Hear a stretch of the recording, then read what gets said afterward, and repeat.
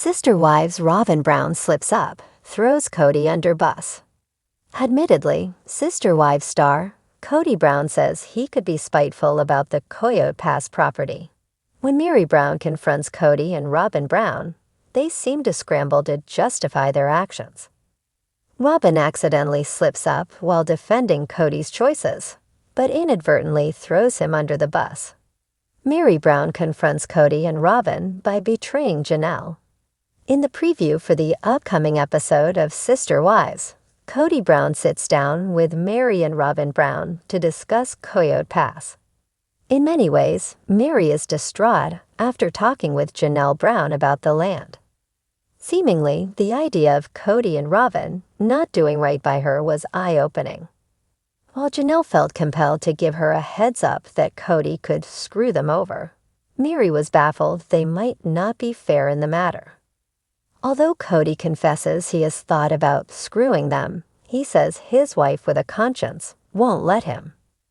But when Meri confronts Kody and Robyn, they appear to try and wriggle out of giving her the answers she wants. Meri became concerned about the property division since her name is only on one plot that also has Kody and Janelle listed. In some ways, Meri brought it up as Janelle's concern, giving Kody and Robyn details that Janelle had divulged in their private discussion about the land. However, Janelle states she didn't want to start drama, but instead wanted Meri to have education about business matters.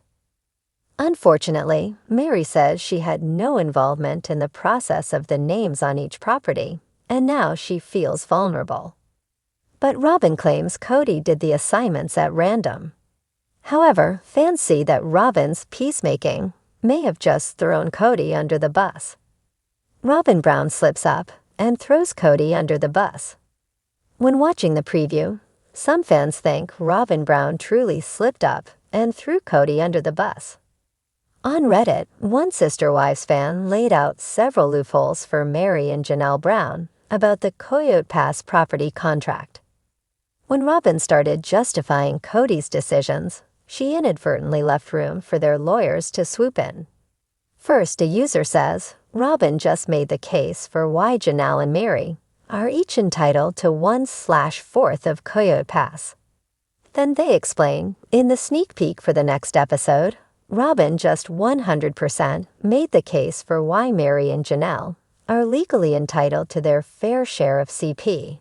Because the contracts are unenforceable under Arizona law, and even if they were enforceable, Robyn's statement just handed over a misrepresentation defense to Meri and Janelle. See the screenshots below. Furthermore, the Redditor discusses how Robyn Brown's innocent excuses opened a counterclaim for Janelle and Meri to argue.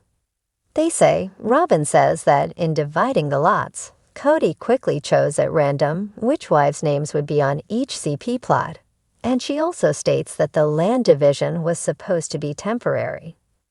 Personally, I don't believe Robyn is telling the truth here, but either way, Meri and Janelle now can argue that the contracts were entered into based on Kody's misrepresentations, which makes a contract voidable under Arizona law. Kody was in charge. Furthermore, Robyn Brown continued to speak about Kody being in charge of the decisions. The user states, Robyn also says that Kody made these decisions about the CP lots and executed the legal documents without the consent of any of the wives, and they were told about it after the fact. If Kody did not have the consent of the women when he entered into the CP contracts or if Kody made misrepresentations in getting any of the wives to sign the contracts, then none of them are legally enforceable and valid contracts under Arizona law. Undoubtedly, the user jumps on the non-consensual aspect of the contract. Seemingly, it would open the door for the lawyers to step in. Robyn Brown set up Kody for the fall. Likewise, the original poster says Robyn Brown's statements can easily take Kody down. They gave additional examples of how Meri and Janelle might proceed, saying there are other contract offenses that may apply too, such as unconscionability, fraud, undue influence, violations of fiduciary duty, if Kody entered the contracts using the LLC, etc. So, whether Robyn is lying or telling the truth about this, she just unwittingly handed over the legal arguments to Janelle and Mary that would void the CP contracts. I hope their lawyers are all over this. Fans wonder if the scene was a later recording. Another Sister Wives fan theorizes that the legal actions happened before Robyn Brown was defending the decisions, while others think the devil is in the details and Mary and Janelle Brown may be up a creek. In the world of Sister Wives, Robyn Brown has long been regarded as the closest to Kody's heart, a fact that hasn't endeared her to the rest of the family. While her relationship with Kody has given her a favored position in the family dynamic, it also makes her a lightning rod for tension. However, recent events suggest that Robyn may not be as secure in her role as the family peacemaker, and her slip-up may have just turned the tables. The slip-up that shook the family. For years, the narrative surrounding Kody and Robyn painted them as a united front. They've consistently backed each other, whether in interviews or during family disputes.